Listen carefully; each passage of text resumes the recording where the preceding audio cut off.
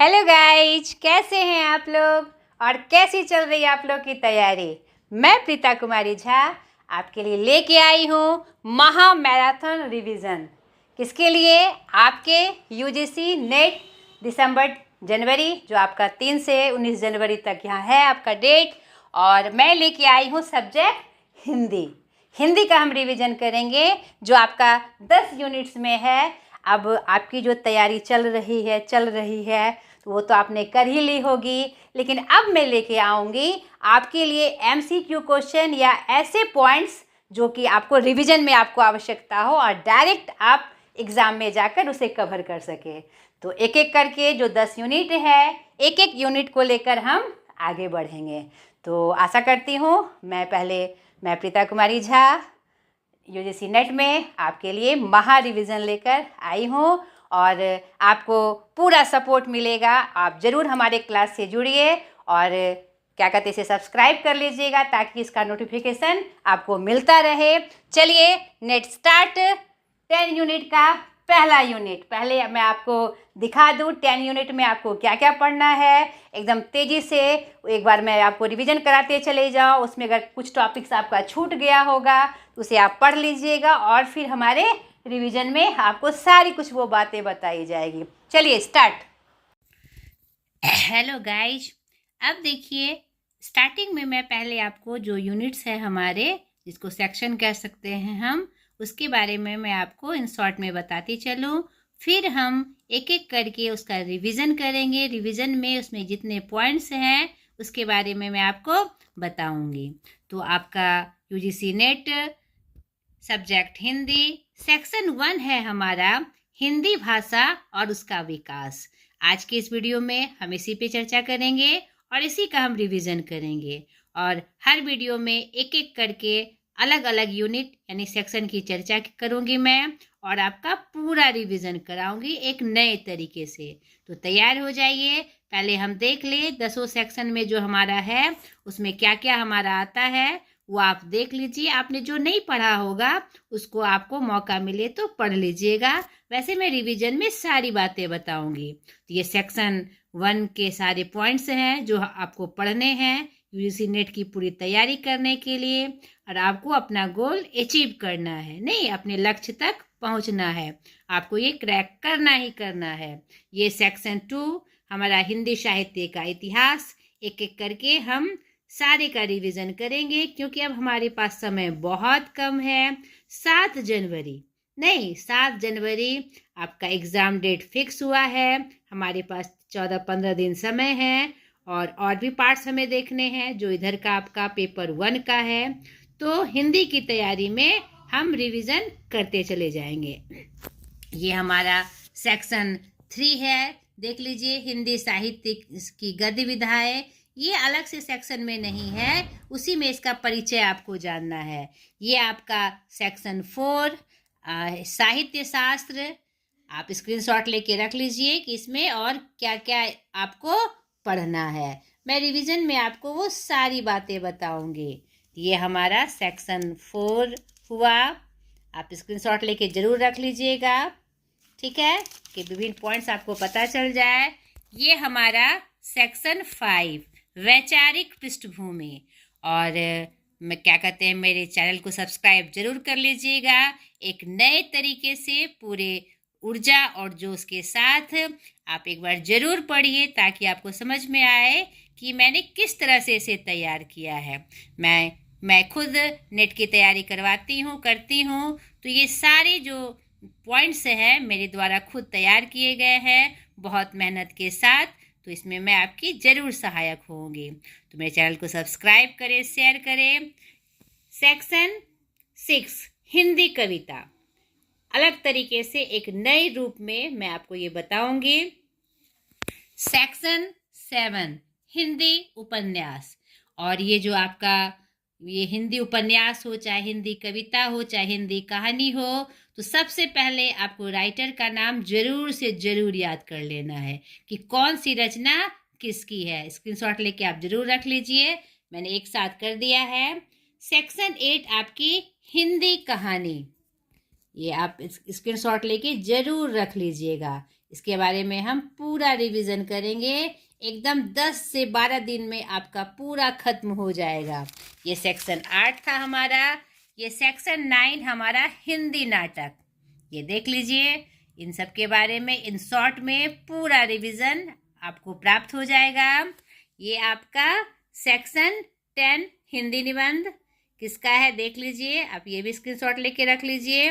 और ये एक्चुअली 10 ही है, तो वो जो गद्य विधाएं थी वो मैंने अलग से सेक्शन में डाला है, उस पर एक नज़र को देखकर पढ़ने के लिए। ये आपका इस बार के सिलेबस में है ये सारी चीज़ें। और जो कुछ और थे इसमें चैप्टर्स उसको हटा दिए गए हैं 24-25 के सिलेबस से, तो ये आप रख लीजिए। आज हम स्टार्ट करते हैं आपका पहला यूनिट यानी पहला सेक्शन, हिंदी भाषा और उसका विकास। सारी बातें यानी शुरू से लेकर जितने पॉइंट्स इसमें दिए गए हैं उन सारी बातों का हम एक साथ रिवीजन करेंगे। चलिए तैयार हो जाइए सेक्शन 1 के लिए। हिंदी की ऐतिहासिक पृष्ठभूमि। भाषा सामान्यतः इनकी संख्या 2796 से 3000 के बीच मानी जाती है। संसार के सभी भाषाओं का अध्ययन 2 प्रकार के वर्गीकरण के तहत किया जाता है, आकृतिमूलक वर्गीकरण और पारिवारिक वर्गीकरण। विश्व में भाषा परिवार की संख्या को लेकर विभिन्न में मत है। भोलानाथ तिवारी एवं फॉन हुकवोल्ट ने 13 बताई हैं, फ्रीडिस म्यूलर ने 100। निर्वाधित रूप से 4 भौगोलिक क्षेत्र के अंतर्गत 18 भाषा परिवारों को महत्व दिया गया है। यूरेशिया, जैसे यूरोप और एशिया को यूरेशिया कहा गया है, अफ्रीका भूखंड, प्रशांत महासागरीय भूखंड और अमेरिका भूखंड। तो हमें हिंदी भाषा परिवार पढ़ना है। भारोपीय परिवार में अन्य नाम इंडो जर्मनिक और आपका क्या है भाक्षर हिती और परिवार और आर्य परिवार। ध्वनि के आधार पर भारोपीय परिवार के 10 शाखाओं को सतम व केंटुम 2 भागों में बांटा गया है। भारत ईरानी के 3 वर्गों का उल्लेख श्री ग्रियर्सन ने किया है, ईरानी, दरद और भारतीय आर्य भाषा। भारतीय आर्य भाषा को 3 भागों में विभाजित किया गया है। भारतीय आर्य भाषाओं की उत्पत्ति प्राचीन काल से ही हो गई थी। अधिकांश विद्वान यह मानते हैं कि लगभग 2400 ईसा पूर्व आर्य भारत आए थे। तो ये देख लीजिए आपका जो आर्य भाषाओं का 3 रूप हम जानते हैं। प्राचीन आर्य भाषा, प्राचीन भारतीय आर्य भाषा, मध्यकालीन भारतीय आर्य भाषा और आपका आधुनिक भारतीय आर्य भाषा। तो ये कब से है देख लीजिए, 2000 से 15000 से 500 ईस्वी पूर्व तक। कोई कोई विद्वान 2000 मानते हैं, कोई कोई 1500 से, ठीक है, 500 ईसा पूर्व तक, ठीक है। इसके 2 रूप हैं, संस्कृत और यानी वैदिक संस्कृत और लौकिक संस्कृत। एकदम ध्यान से आप देखिए, अच्छे से आपको इसको तैयार करना है। इन शॉर्ट में आपको इसका रिवीजन करना है एकदम शॉर्ट रूप में। तो वैदिक संस्कृत में को कितना माना गया है 2000 से 1000 ईस्वा पूर्व, जिसमें वेद, उपनिषद, ब्राह्मण ग्रंथ आदि आते हैं। और लौकिक संस्कृत 1000 ईस्वी पूर्व से 500 ईस्वी पूर्व तक। एकदम आपको डेट याद रखने हैं, जिसमें रामायण, वाल्मीकि कृत रामायण, व्यासकृत महाभारत, नाटक में कालिदास के नाटक आए हुए हैं। मध्यकालीन भारतीय आर्य भाषाएं 500 ईस्वी पूर्व से 1000 ईस्वी पूर्व तक, जिसके 3 रूप फेमस हैं, प्रसिद्ध हैं, प्रमाणिक हैं। पाली 500 ईस्वी पूर्व से 1 ईस्वी, ठीक है, जिसमें बुद्ध शिक्षा और साहित्य के बारे में हम जानते हैं। पाली भारत की प्रथम देश भाषा है। श्रीलंका या सिंघल के लोग पाली को मागधी कहते हैं। दूसरा क्या है इसका, प्राकृत, सौरसेनी, ठीक है। और आधुनिक भारतीय भाषाएं आर्य भाषाएं 1000 ईस्वी से अब तक। तो आगे देखिए, जैन शिक्षा महावीर स्वामी प्राकृत मथुरा या सूरसेन जनपद के आसपास बोली जाती थी। यह मध्य प्रदेश की प्रमुख भाषा थी, ठीक है। प्राकृत के 5 स्वरूप हुए। सौरसेनी प्राकृत मध्य प्रदेश में सूरसेन प्रदेश के अंतर्गत प्रचलित है। पैसाची, महाराष्ट्री, मागधी और अर्धमागधी।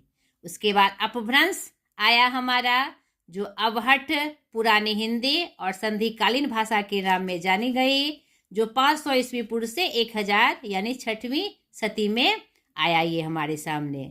निष्कर्ष के रूप में विद्वानों का विचार है कि उस समय कम से कम 7 अपभ्रंश भाषाएं प्रचलित थी।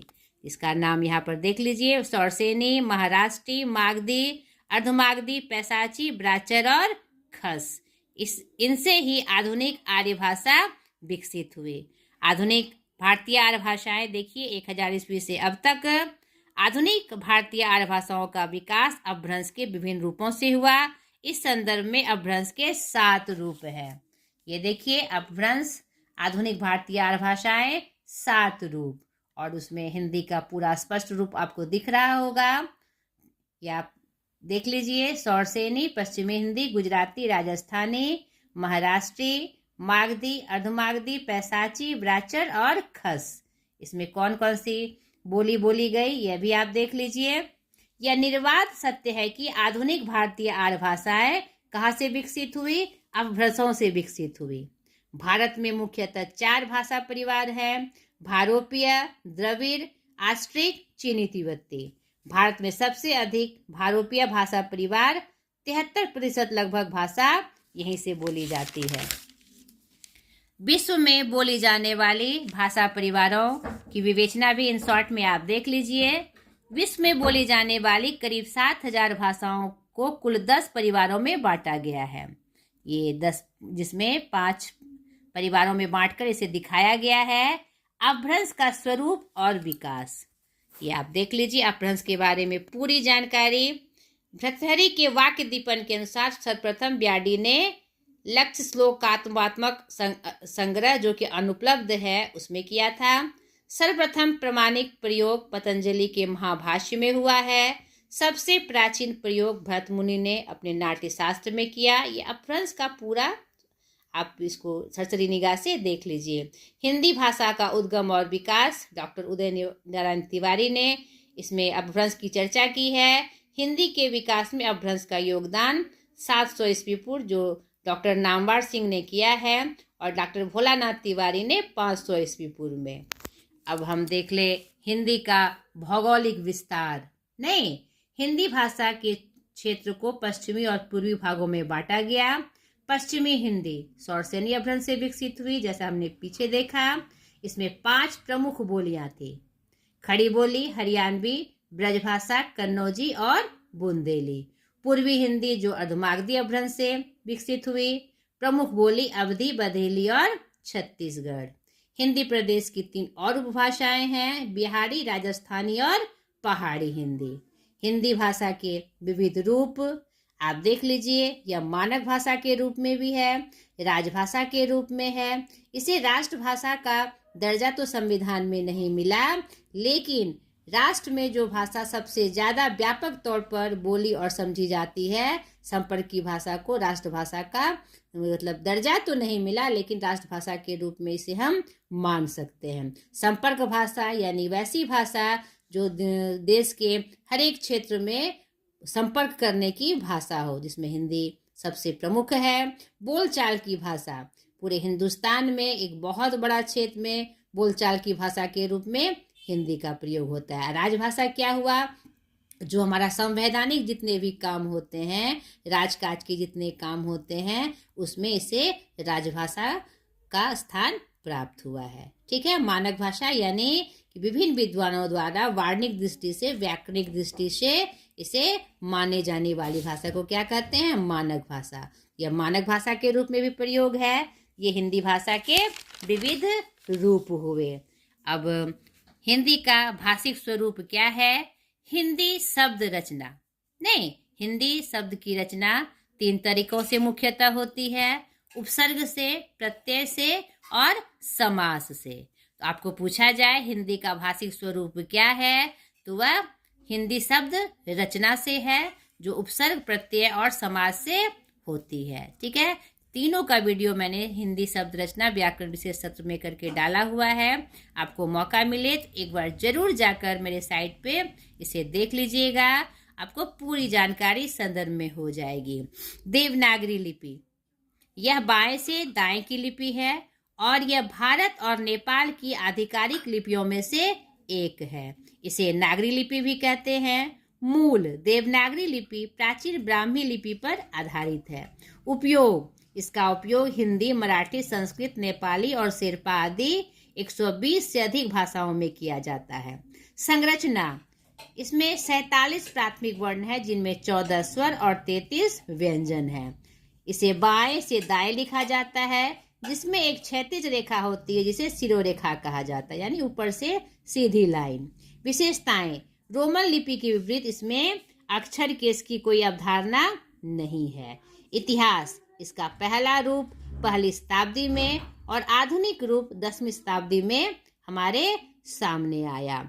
इसी क्रम में एक और बातें मैं आपको यहाँ पर बता दूं कि भारतीय आर्य भाषाएं जो विकसित हुई, इन शॉर्ट में इसका एक रूप और आप देख लीजिए जो विकसित हुई।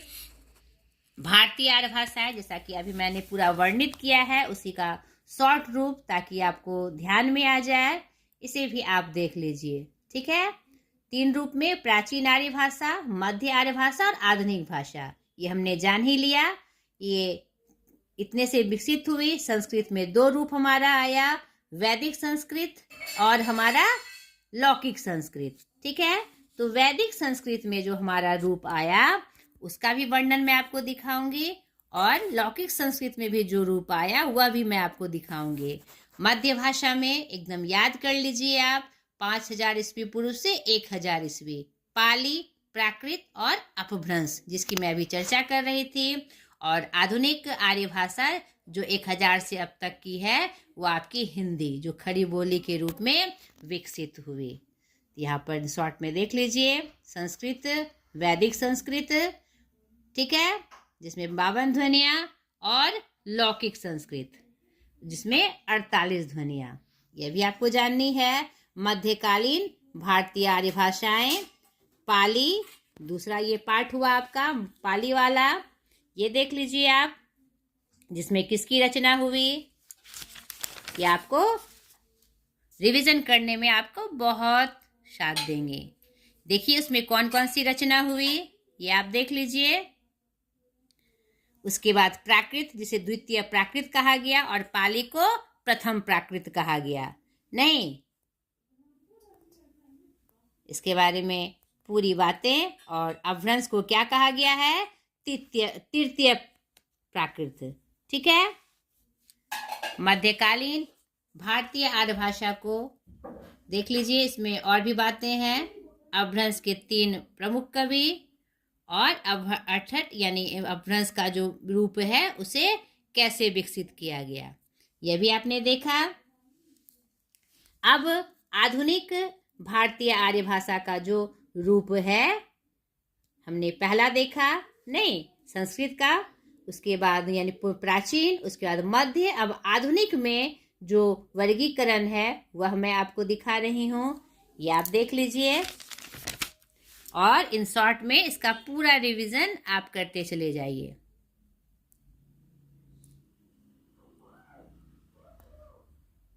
प्रमुख आधुनिक भारतीय आर्य भाषाओं की विशेषताएं, ये देख लीजिए आप।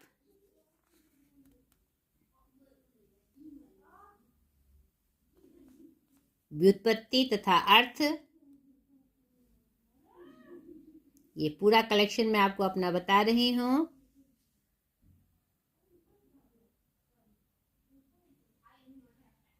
तैतालीस में इन्हें राष्ट्रभाषा का नाम घोतक है, राजभाषा के रूप में वर्णित किया गया इसे। अब देखिए हिंदी की जो बोलियां हैं, कौन कौन सी प्रमुख बोलियां हैं, जो सौरसेनी, अर्धमागधी और मागधी अपभ्रंश से आई है। हिंदी की प्रमुख बोलियां, सौरसेनी में आपकी 3, पश्चिमी हिंदी, राजस्थानी, पहाड़ी, अर्धमागधी में पूर्वी हिंदी, अवधी, बघेली, छत्तीसगढ़ी, और मागधी में आपका बिहारी आया है, भोजपुरी, मगही और मैथिली। उसमें कौन कौन सी भाषाएं आएंगी ये भी आप देख लीजिए।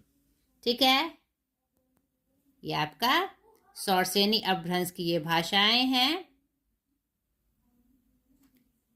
ये अर्धमागधी की, और ये आपकी मागधी अपभ्रंश की। इसका रिवीजन आप कर लीजिए।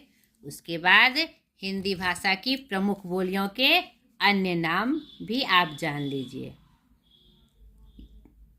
अन्य नाम, हरियाणवी को क्या कहा जाता है? बांगड़ू, देशवासी देशवाली, ब्रजभाषा को अंतर्वदो, बुंदेली को बुंदेलखंडी, अवधी को कोसली, बैसवाड़ी, कौरवी को खड़ी बोली, छत्तीसगढ़ी को खलसाही और लरिया, बधेली रिवाई, डिंगल को भाट भाषा, पिंगल को नाग भाषा।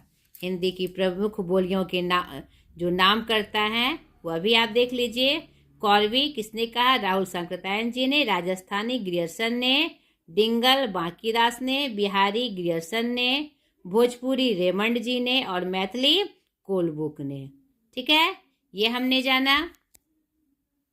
यहाँ पर आप लौकिक संस्कृत का जो रूप है, एक बार और एक जगह में इसका मैंने कलेक्शन रखा था, वह भी आप देख लीजिए कि साहित्य की भाषा की पूर्ववर्ती रूप जो आपका वेदों में वर्णित था और लौकिक साहित्य में संस्कृत में देखिए यहाँ पर 2 महाकाव्य, वाल्मीकि रचित रामायण तथा वेदव्यास रचित महाभारत, जनसाधारण निम्न वर्ग की भाषा थी ये। अन्य महत्वपूर्ण तथ्य जो वैदिक संस्कृत का है, वैदिक संस्कृत, फिर लौकिक संस्कृत, फिर संस्कृत, पाली, प्राकृत, अपभ्रंश, संक्रमण काल जो अवहट जो पुरानी हिंदी के रूप में था, उसके बाद हिंदी व अन्य आधुनिक आर्य भाषाओं का काल आया। यानी यह रूप है हमारे हिंदी का, वैदिक संस्कृत से लेकर आधुनिक तक। हिंदी वैदिक साहित्य का जो क्रम था वह आप देख लीजिए। वैदिक संहिताएं या वेद, जिसमें 4 वेद हैं हमारे, जैसा मैंने पहले आपको दिखाया। उसके बाद ब्राह्मण ग्रंथ आए, आरण्यक आया, उपनिषद आया तथा अंत में वेदांग आया। उत्तर वेद, उसे वेदांग भी कहा जाता है और उसे उत्तर वेद भी कहा जाता है, जो संख्या में 6 थे और सूत्रों में लिखित थे। छह रूप क्या था? शिक्षा, कल्प, ज्योतिष, निरुक्त और व्याकरण और छंद के द्वारा। अब लौकिक साहित्य की जो रचनाएं थी वह भी आप देखिए। महाकाव्य के रूप में रामायण और महाभारत जो वाल्मीकि द्वारा रचित था और वेद व्यास द्वारा। उसके बाद पुराण आए, जिसमें ब्रह्म पुराण, विष्णु पुराण आदि आया। फिर नीति कथाएं आई, जिसमें पंचतंत्र जो विष्णु शर्मा द्वारा रचित है, हितोपदेश जो नारायण पंडित द्वारा रचित है, और आख्यान आए, 10 कुमार चरित्र, कादम्बरी आदि। उसके बाद कालिदास की रचनाएं आई, जिसमें कुमार संभव, मेघदूत, मालविका विगणित आदि प्रमुख हैं। तो ये कुछ बातें और थी हिंदी भाषा के रूप में। अब हिंदी भाषा के विकास के रूप में जो 3 भाषा हमारी है, जो हमारा प्रमुख विषय भी है हमारे नेट का, उसके बारे में हम जान लें। खड़ी बोली, ब्रजभाषा और अवधी की विशेषताएं। पश्चिमी हिंदी की 5 बोलियां हैं, खड़ी बोली, ब्रजभाषा, कन्नौजी, बुंदेली और हरियाणवी। तो हमारा खड़ी बोली और ब्रजभाषा क्या है? पश्चिमी हिंदी का रूप है। अब एक एक करके हम इसके बारे में जाने। खड़ी बोली यह सौरसेनी अपभ्रंश से विकसित हुई है। क्षेत्र मेरठ, सराहनपुर, रामपुर, मुजफ्फरपुर, दिल्ली, बिजनौर, मुरादाबाद, अंबाला, देहरादून आदि। ठीक है, इसका मानक रूप मेरठ में है। और कुछ प्रमुख तथ्य इसके बारे में जान लें। ग्रियर्सन ने इसे देसी या हिंदुस्तानी कहा। धीरेन्द्र वर्मा ने इसे खड़ी बोली के नाम से सजाया। राहुल सांकृत्यायन और भोलानाथ तिवारी जी ने इसे कौरवी कहा। खड़ी बोली के प्रथम कवि अमीर खुसरो जी हैं। इनके प्रथम प्रयोगकर्ता खड़ी बोली के कौन थे? लल्लू लाल जी। गुरु कामता प्रसाद ने इसे कर्कश माना और मानक रूप से इसे किसने प्रतिष्ठित किया? सर जॉन ग्रिलकास्ट ने। और खड़ी बोली का प्रथम महाकाव्य हमारा क्या है? प्रिय प्रवास, जो अयोध्या सिंह उपाध्याय हरि और द्वारा रचित है। ठीक है, अब दूसरी प्रमुख भाषा ब्रज भाषा। यह पश्चिमी हिंदी है, सौरसेनी अपभ्रंश से विकसित हुई है। ब्रज का अर्थ है पशुओं या गायों का समूह या चारागाह। मुख्य बोली भुक्सा, अंतर्वेदी, भरतपुरी, डोंगी, माथुरी आदि। इसके लिए पिंगल शब्द का भी प्रयोग किया गया है। बंगाली एवं असमिया के साथ मिलकर यह ब्रजबुली कहलाई। इस शब्द का प्रथम प्रयोग ईश्वर चंद्रगुप्त ने किया, जो बंगाली कवि थे।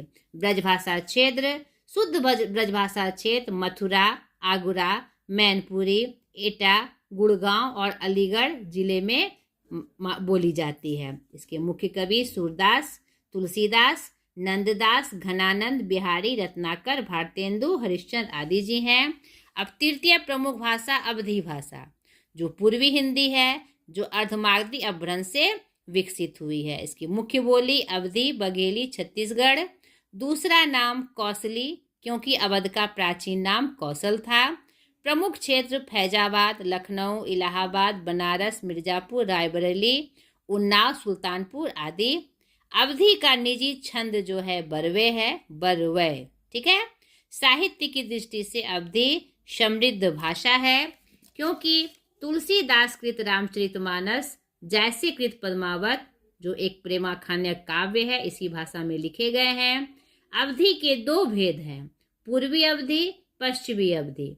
तुलसी के रामचरितमानस में अधिकांशतः पश्चिमी अवधि मिलती है और जैसी के पद्मावत में पूर्वी अवधि।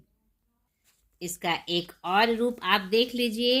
एक बहुत ही इम्पोर्टेंट प्रश्न, 10 जनवरी 1975 विश्व हिंदी दिवस को नागपुर में प्रथम जो हिंदी का विश्व हिंदी सम्मेलन हुआ, उसमें यह प्रस्तावित किया गया कि 10 जनवरी को प्रत्येक वर्ष विश्व हिंदी दिवस के रूप में मनाया जाएगा। ठीक है।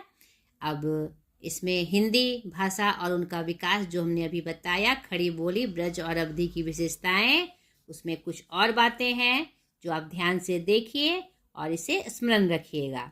इसके अलावा आपका जो प्रथम यूनिट है, इसमें और विशेष कोई बातें आपको नहीं पढ़नी है। आपने अपने से भी पढ़ा होगा, उसका भी कलेक्शन आपके पास होगा। ये पूरी बातें, ये प्रथम यूनिट की जो पहली बात, सारी बातें हैं, वह आपको मैंने अच्छे से बताई। और इसका MCQ क्वेश्चन जब मैं आपको बता दूंगी एक एक करके, वह भी मैं आपको बताते चलूँगी। एक साथ जब हमारा पूरा 10 यूनिट खत्म हो जाएगा, फिर एक साथ जो प्रमुख MCQ क्वेश्चन जो एक्सपेक्टेड हैं इस बार के एग्ज़ाम के लिए, वह भी मैं लेकर आऊँगी। उसको भी मैंने छाँट कर पिछले जितने भी प्रश्न हैं हमारे नेट के, उससे मैंने कलेक्ट करके रखा है, वह भी मैं आपको अच्छे से बताऊँगी। तो आशा करती हूँ इस फर्स्ट यूनिट जो हमारी थी, आपका ये पहला भाग हमारा हिंदी भाषा और उसका विकास, इसमें और जितनी बातें थी लगभग मैंने सारी बातें आपको बता दी। तो आशा करती हूँ कि आपको अच्छा लगा होगा। अगली वीडियो में फिर नए यूनिट के साथ एक नए अंदाज में, एक नए कलेक्शन के रूप में मैं आपके सामने हाजिर हो जाऊंगी। आज तक के लिए इतना ही, बाय।